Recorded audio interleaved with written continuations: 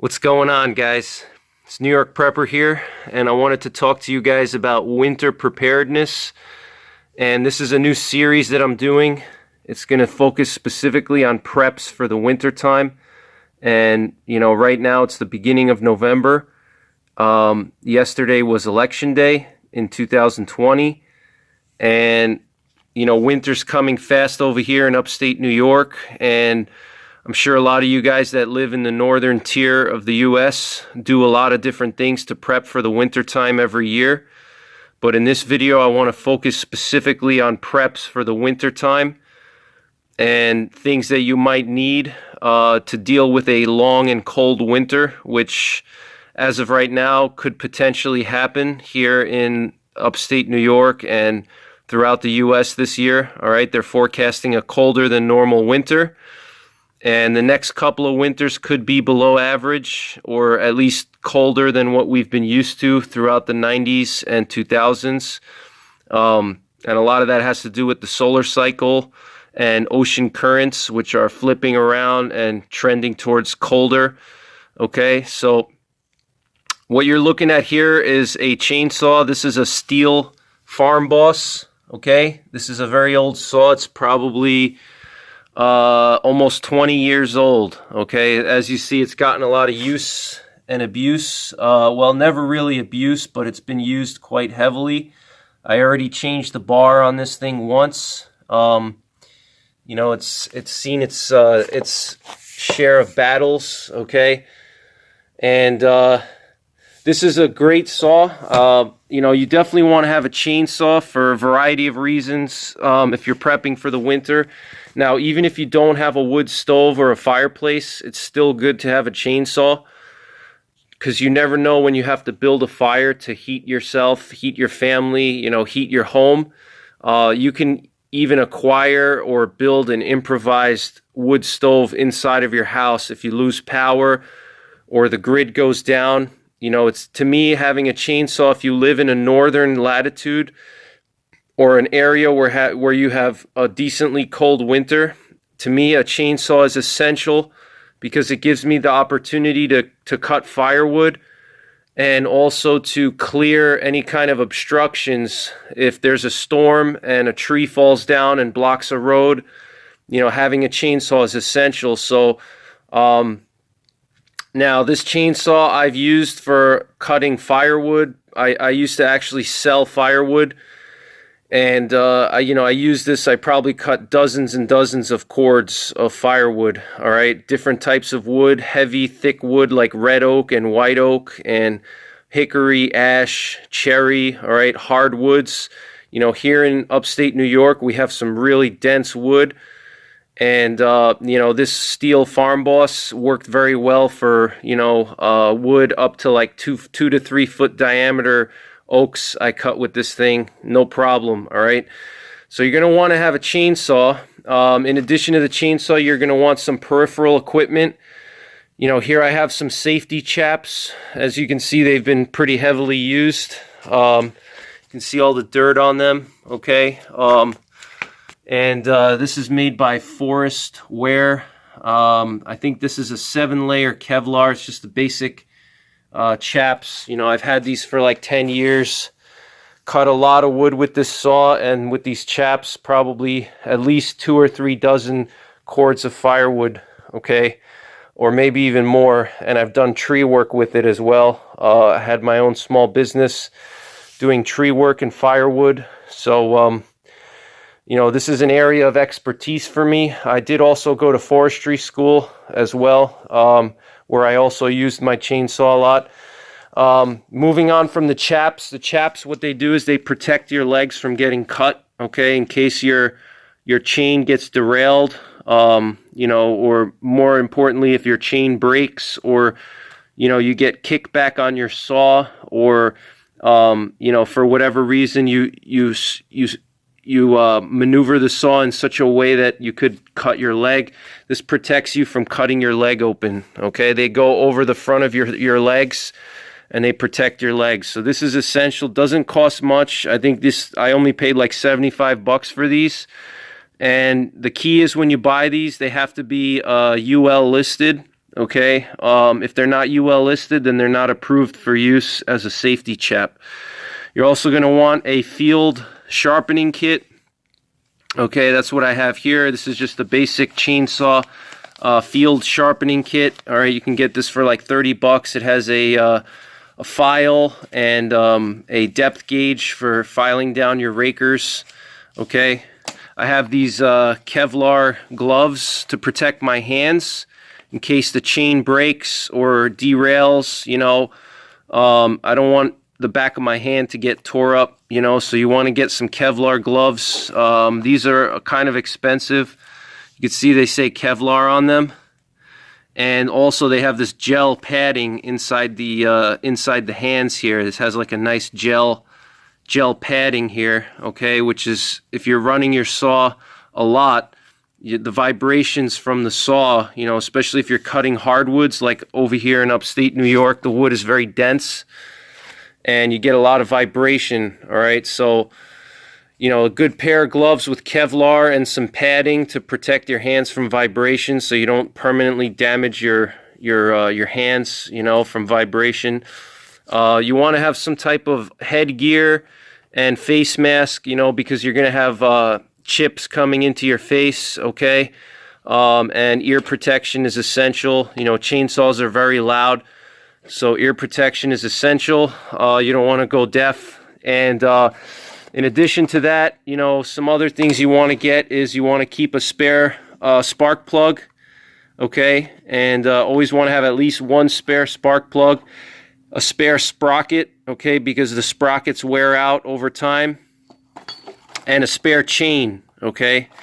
Those are the absolute minimum. Now, obviously, I'm not going to talk about fuel. You should obviously have plenty of 2-cycle fuel and bar oil. You know, you should definitely stock up on that. But this is absolute essential, in my opinion, for winter preparedness. And so, you know, for cutting wood, chainsaw and peripheral equipment is essential, in my opinion.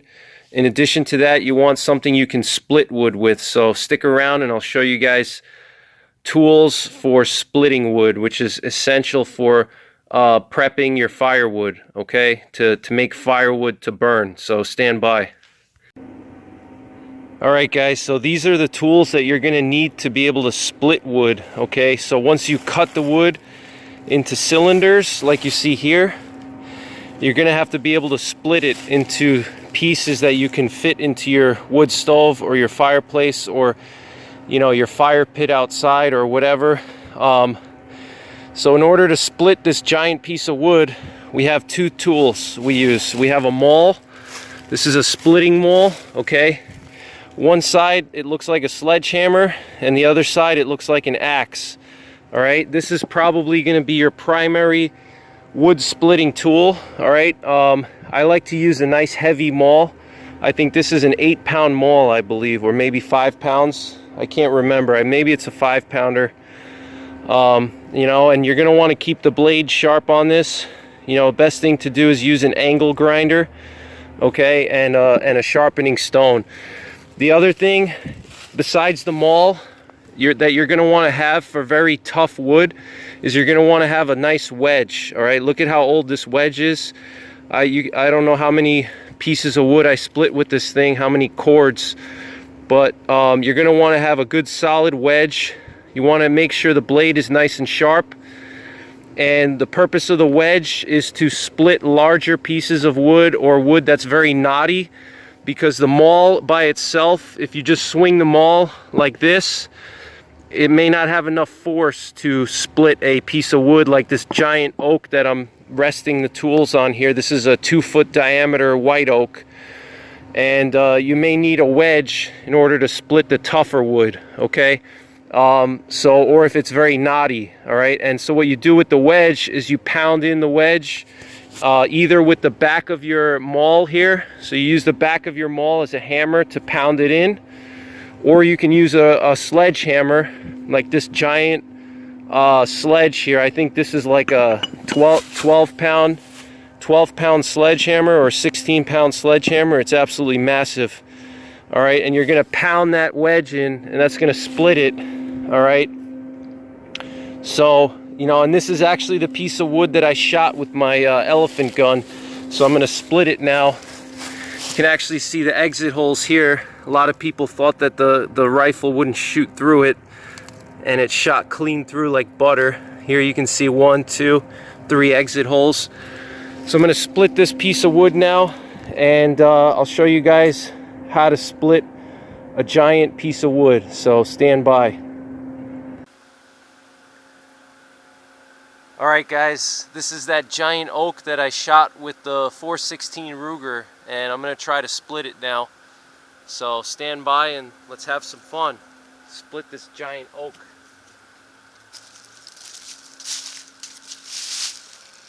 I'm going to try with just the maul first and see if I can't get it with just the maul. Now when you're splitting wood, you want to try to find a natural crack. You want to hit into that crack so it'll split right where the crack is. Okay, so there's a crack right here. I'm going to see if I can't hit it and split it just by hitting it.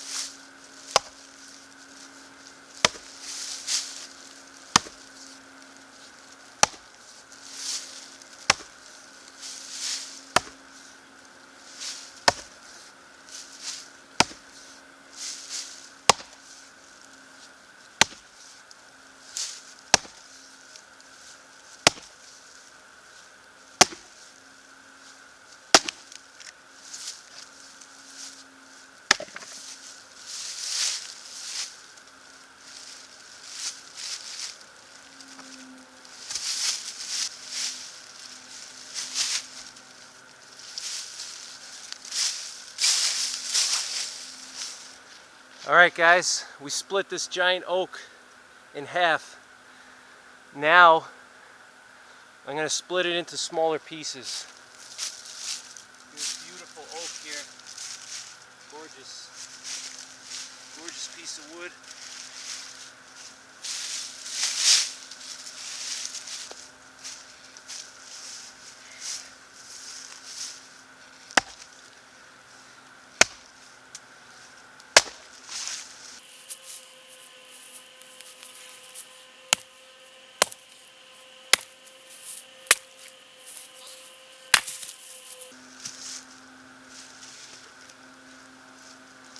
Look at this beautiful wood, beautiful oak. It's going to burn really nice.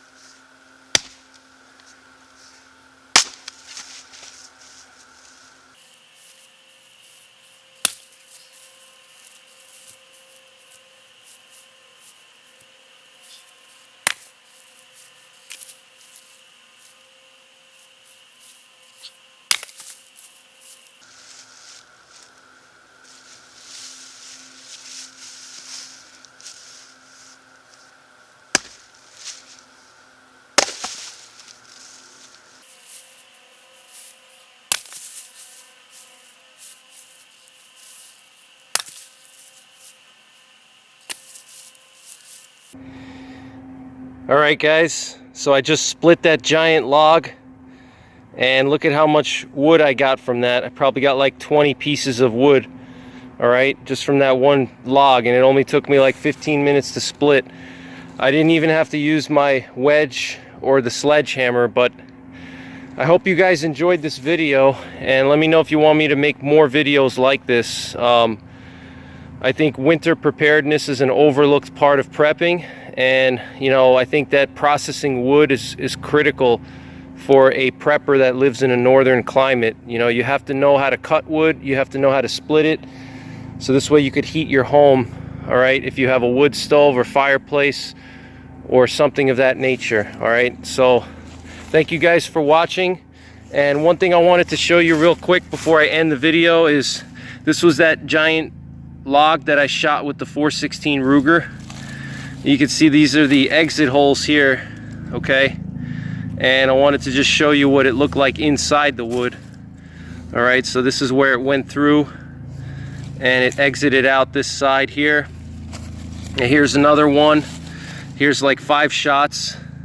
You can see the bullet holes inside of this nice oak here, and these are the exit holes in the bark. So wanted to just show you guys that. Look at this beautiful grain on this oak here. All right, oak is just a beautiful wood.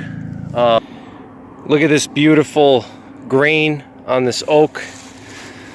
Beautiful wood, smells real nice, and oak burns extremely hot, and it's a very dense wood, and this wood is actually a lot more wet than I thought it would be. So that's very impressive that the 416 Ruger was able to shoot through it even while it was wet. So alright guys, thanks for watching, take care, God bless, and don't forget the 3 P's: prepare, practice, and persevere.